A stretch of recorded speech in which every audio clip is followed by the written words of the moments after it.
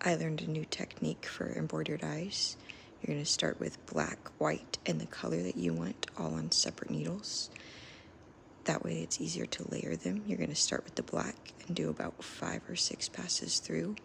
The black will be the thickest part of the eye. And then you will take the color and do about 2 passes, maybe 2 or 3. And then you'll take the white for the innermost part of the eye.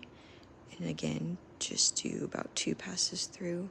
Instead of hiding the yarn tail, you're going to come up through the middle of the eye, and don't pull too hard here, otherwise you will lose the white.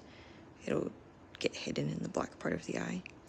Then you'll take the black and add a little bit of eye detail here to the top, and then you're done. I like to then tie off my ends and cut them and just tie them like you would normal yarn tails.